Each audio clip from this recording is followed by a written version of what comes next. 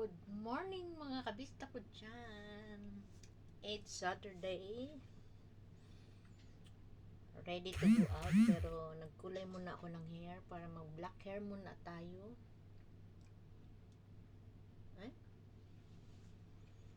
Ngayon, kailangan natin ng banlawan ng aking hair. By the way, nagkulay ako ng ganito. Para hindi makita ang ating mga white hair. Day off ako lang nga yung mag-isa. Dahil pamangkin ko sa Tungchong lang siya mag-stay, and then my kapatid is cannot go for holiday. Let's see, banlawan ko na to, mga 30 minutes ko lang binabad.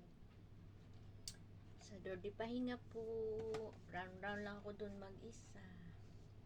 Thank you for watching. Wait lang, maligo muna.